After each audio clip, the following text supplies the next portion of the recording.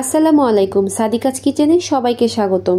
আজকে আপনাদের আমি তৈরি করে দেখাবো কিভাবে কম সময়ে অল্প মশলা দিয়ে অল্প উপকরণ দিয়ে দেশি মুরগির মাংস রান্না করা যায়। খুব সহজেই যে কেউ এই মুরগির মাংসটা রান্না করে নিতে পারবেন। মুরগির মাংস রান্না করার জন্য আমি এখানে একটি দেশি মুরগি নিয়ে নিয়েছি।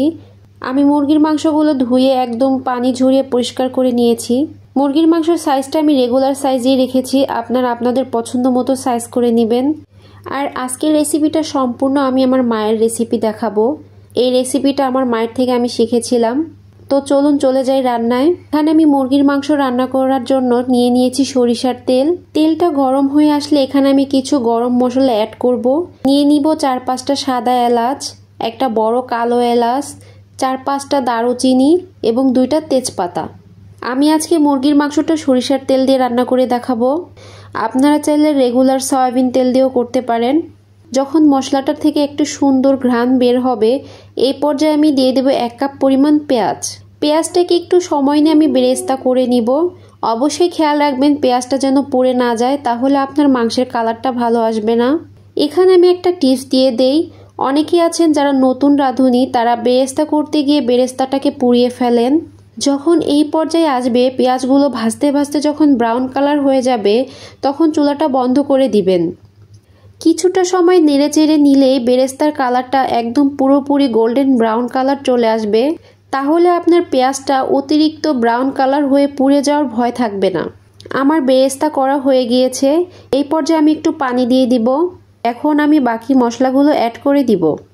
আদা বাটা দিয়ে দেব 2 টেবিল চামচ, রসুন বাটা দিয়ে দেব 1.5 টেবিল চামচ, জিরা বাটা দিয়ে দেব 1 টেবিল চামচ, ধনিয়া গুঁড়া দিয়ে দিব 1 চা চামচ, শুকনো মরিচের গুঁড়ো দিয়ে দিচ্ছি 1.5 চা চামচ। ঝালটা আপনারা আপনাদের পরিমাণ মতো বাড়িয়ে কমিয়ে নেবেন। হলুদ দিয়ে দিচ্ছি 1.5 চা চামচ, লবণ দিয়ে দিচ্ছি 1 চা চামচ। আমি মশলাগুলোকে খুব ভালো করে একটু কষিয়ে নিব। অবশ্যই এই পর্যায়ে আপনাকে একটু সময় নিয়ে মশলাটা কষাতে হবে, না হলে মশলা থেকে গন্ধ আসতে পারে। মশলাটা কষানো হয়ে গিয়েছে আমার। যখন এরকম উপরে তেল ভেসে উঠবে, বুঝে নেবেন আপনার মশলাটা সম্পূর্ণ কষানো হয়ে গিয়েছে। এখন এখানে আমি দিয়ে দিচ্ছি আগে থেকে কেটে ধুয়ে রাখা মুরগির মাংস। কড়াইতে দিয়ে মাংসগুলোকে আমি খুব ভালো করে নেড়েচেড়ে মিশিয়ে নিব। আমার মেশানো হয়ে গিয়েছে। এখন এটাকে আমি ঢাকনা দিয়ে ঢেকে দিব এবং মিডিয়াম আঁচে চুলায় বসিয়ে রাখবো 10 মিনিটের জন্য। 10 মিনিট পর ফিরে আসছি। দেখতেই পাচ্ছেন মুরগির মাংস থেকে পর্যাপ্ত পরিমাণে পানি বের হয়েছে। আমি একটু সময় নিয়ে মাংসটাকে কষিয়ে নিচ্ছি, কারণ মাংসটা যত সময় নিয়ে কষাতে পারবেন আপনার মাংসের টেস্টটা তত বেশি ভালো হবে। এই পর্যায়ে আমি কয়েকটা ফালি করে রাখা কাঁচামরিচ দিয়ে দিচ্ছি, আর সাথে দিয়ে দিচ্ছি 4টা রসুন। রসুনটা পুরোপুরি অপশনাল। কষাতে কষাতে একটা পর্যায়ে এরকম উপর থেকে তেল ভেসে উঠবে। এই পর্যায়ে বুঝে নিতে হবে মাংসটা কষানো হয়ে গিয়েছে। এখন এখানে আমি গরম পানি অ্যাড করে দিব। সব সময় চেষ্টা করবেন মাংসতে গরম পানিটা দিতে, তাহলে মাংসের টেস্টটা ভালো আসবে। মাংসটাও তাড়াতাড়ি সিদ্ধ হয়ে যাবে। এটাকে চুলার উপরে আমি বসিয়ে রাখবো।